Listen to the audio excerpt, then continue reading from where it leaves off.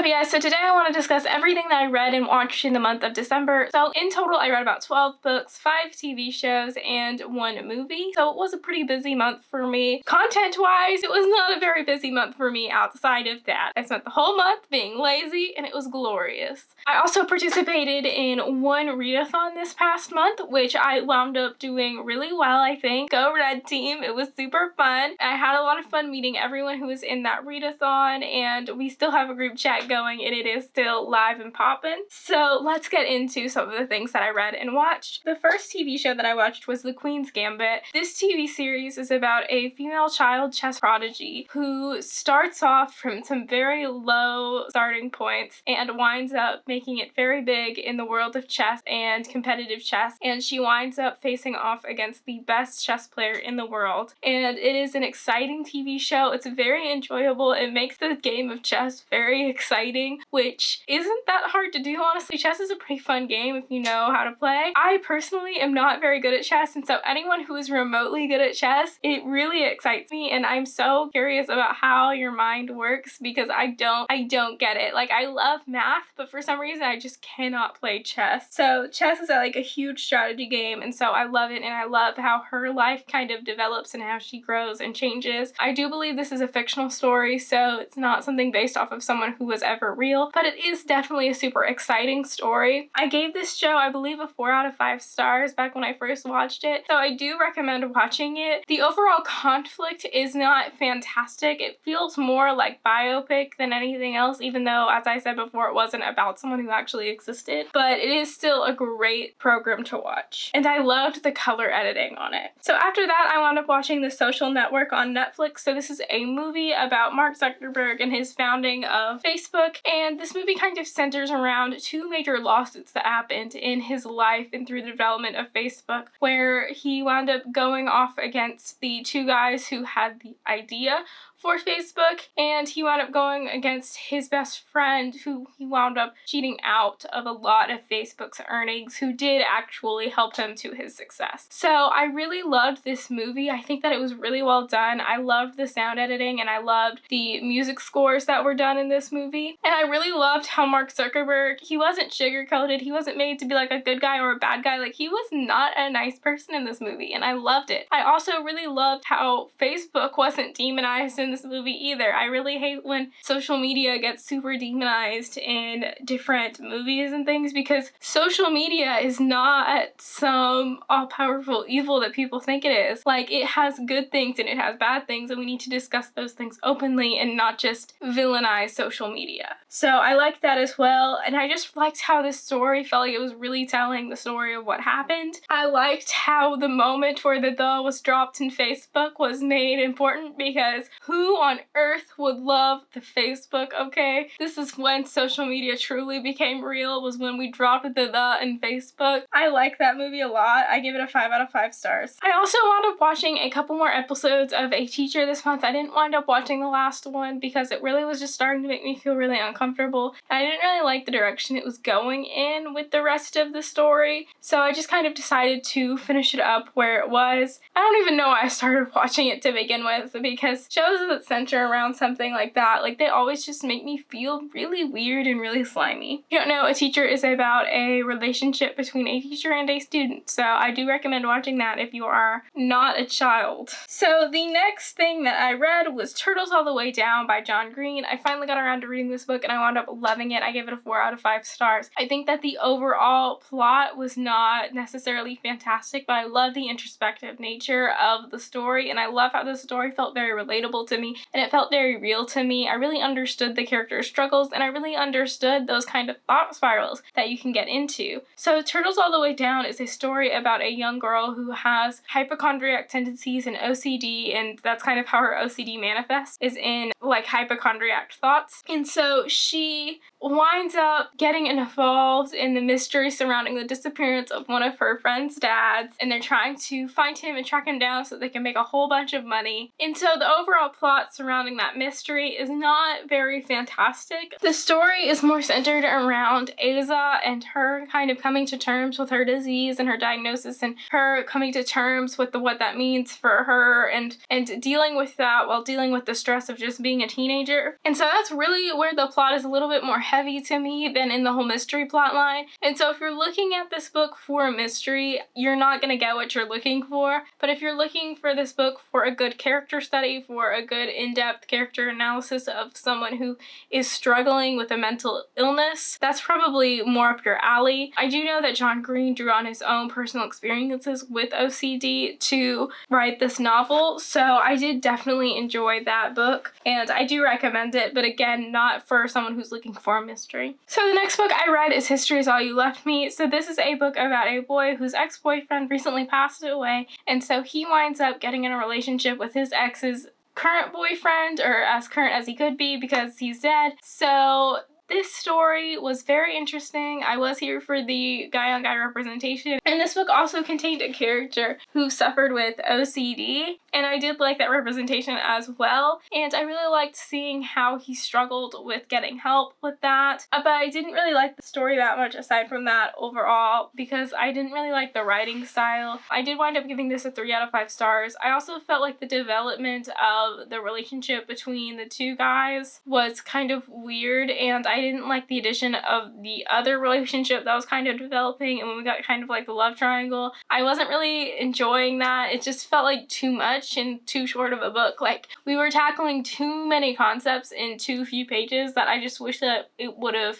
expanded a little bit more on some of what it was doing rather than condensing it. So the next book I read was An Ember in the Ashes by Sabaa Tahir. This is the first book in the Ember in the Ashes series, and I've got book talks up for the whole series aside from A Sky Beyond the Storm, which I plan on reading this month. So I really enjoyed An Ember in the Ashes. This whole series is a Roman-inspired fantasy novel about a girl who winds up spying for a resistance movement at a prestiged military academy, and a boy who attends that military academy but does not exactly want to stay there. So it is a interesting fantasy series, and I did really enjoy it. The first and second books were probably not my favorite, so I also read both of these books this month, which was A Torch Against the Night and A Reaper at the Gates. So the first 2 books were good. They weren't great. They had a few issues with them, namely the beginning portion I thought was a little bit too action-packed and not enough exposition, and so I just felt like I was missing pieces of the puzzle there, and I felt like I wasn't getting that hook into the story to really draw me in. But the third book I thought did everything perfectly. Everything that those first 2 books did that they did not do great in the beginning, the third one blew out of the water, and the third one just built the intensity of the story to 1,000. And so the next book, I am sure it is going to be exciting as hell, and so I'm so excited to pick it up and see where this story goes. So the next book I read was An Absolutely Remarkable Thing by Hank Green. So I really enjoyed this book. I believe I've got vlogs up for me reading these during the Disney Channel Games Readathon, so you can check those out if you'd like to. But An Absolutely Remarkable Thing is a sci-fi story about a girl who winds up going viral because she posts a video of the Carls. So these are statues that pop up overnight in various cities throughout the world, all at the same time with no explanation, and so everyone is just really confused as to what they are, and they've got these weird materialistic properties, which I think is super interesting. And so I had a lot of fun reading this story. I thought that it was filled with a bunch of randomness, kind of like Hitchhiker's Guide to the Galaxy, or Hitchhiker's Guide to the Galaxy lost me on its cohesiveness, and Absolutely Remarkable Thing brings me in with its cohesiveness, because the characters feel so introspective, and they feel so real, and they feel so relatable, and I really love kind of the progressive look that this book has on the world. And I like how this book is kind of about just loving each other and being there for one another and kind of coming together as a community rather than apart. And I love this book's look on fame and how fame can corrupt, but also how fame can be used as a tool for change. So I just thought overall it was an interesting story. I think it took a lot of different looks at a lot of different things, and I definitely recommend picking it up. I'm currently reading the second book in the series, so I look forward to doing a video kind of reviewing these 2 books, so I'll see you there. So the next TV show I watched was Tiny Pretty Things. This is a TV show that was on Netflix, and it is about a ballerina academy where it's pretty cutthroat. It's kind of a mix between Pretty Little Liars and a ballerina academy. I mean, I don't really know what the other thing I would say it is, but it feels like Pretty Little Liars, but set at a ballerina academy. I gave this book like a 3.5 out of 5 stars. I really enjoyed the acting overall, but I did not enjoy how many things this series tried to accomplish in so little time. I feel like it was just missing a lot of scenes. I feel like it was missing a lot of development. It's kind of like I wish that we would have had some more development with certain issues in the series rather than all of the things that were going on. I'm almost like you could honestly cut the whole murder plot line out and you would still have a super interesting series, and we could dive in so much deeper into so many of these other issues, and it could feel like these are kind of the predominant issues rather than the whole murder thing being the predominant issue, because there are so many things in a ballerina academy to begin with that probably could easily make a good story, like eating disorders. Eating disorders are super prevalent in the dance industry, and so that in and of itself could have made a good story, is someone coming to terms with that and someone getting help with that. But I feel like we were missing that, and I feel like any one of the little issues that was going on, from like the eating disorder to the sexual assault, those things could have been major issues that the series tackled rather than them being just kind of weird subplots that were going on. So the next book I read was Tourist Attraction. This book I gave a 2 out of 5 stars. It was not great. This book was just boring. Like, it was very boring. The characters were very bland. The guy was not a good guy at all. It did not leave me with any fun feelings. There wasn't anything going on in this story. It was just a romance between a tourist and a guy who didn't like tourists. And it's like the dumbest forbidden romance I think I've ever read, because like, get over yourselves. Cell phones exist, people. Like, what?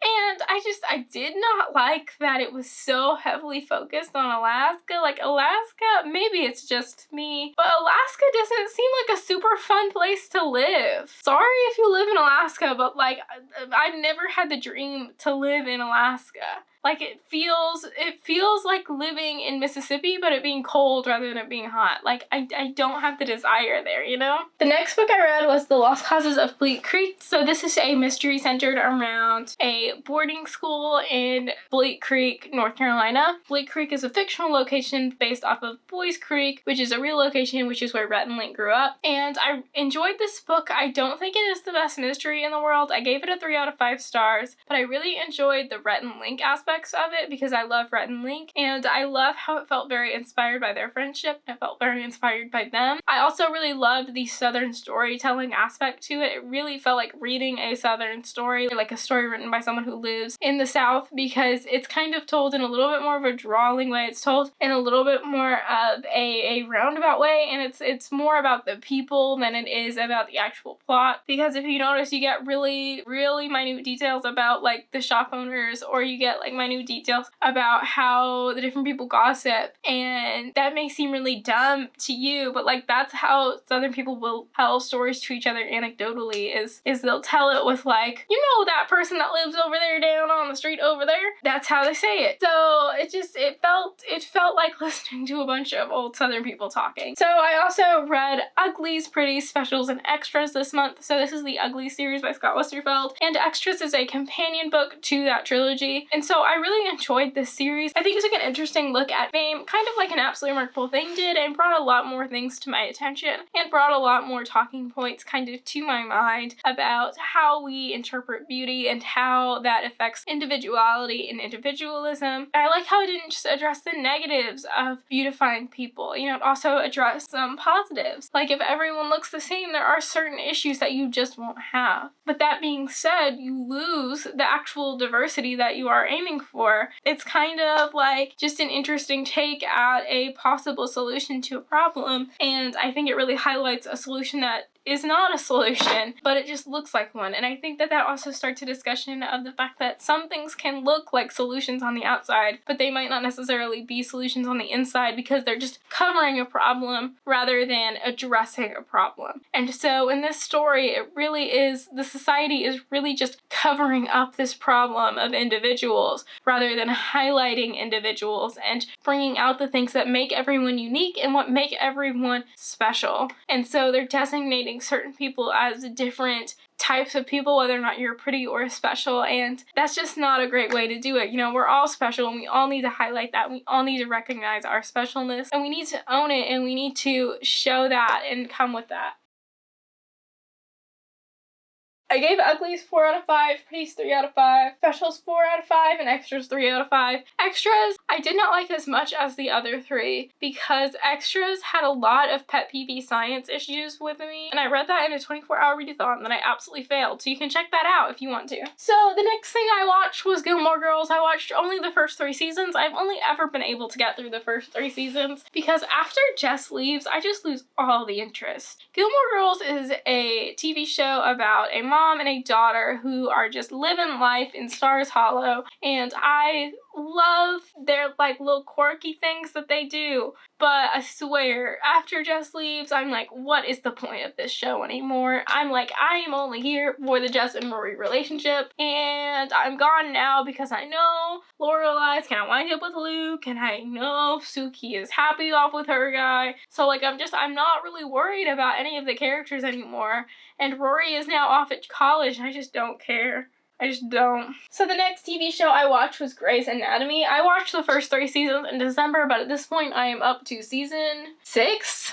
It's been 3 days into January. I don't have a problem. I don't. This is not a problem. This is normal. It's normal to watch this much Grey's Anatomy in a short amount of time, okay? So Grey's Anatomy is a TV show about a medical intern, surgical intern at whatever the name of the hospital is, Mercy, Grace, Sloan, West, Memorial, whatever it is. It changes names throughout the show because murders happen, you know, they buy the whole thing at one point, the plane crash. There's a lot of things that happen. My favorite thing is to kind of just tell people events that happen in Grey's Anatomy and just kind of tell them because it's a crazy show. There's a bomb at one point. A bomb in a hospital. There's a shooter. There is a plane crash. Oh, there's a lady whose blood is literally like toxic, okay? Like the show gets crazy and I love it. I also hate whenever things happen on the show where I'm like, ooh, that could be me, or ooh, that could be me. Anytime anything medical on the show happens and I think it could be me, I have a mini panic attack and it's fine. Crazy medical stuff, it only happens in Grey's Anatomy. That's what you have to tell yourself when you watch shows like this. It only happens in Grey's Anatomy. Unless it doesn't, but it does. Only in Grey's Anatomy. So, that is everything that I read and watched in the month of December. It's been a crazy month. I am really tired of talking right now, but I gotta go do my January TBR. So, I will see you guys in my next video. I post videos on Tuesdays, Thursdays, and Sundays. If you like this video, please like, subscribe, comment. Bye!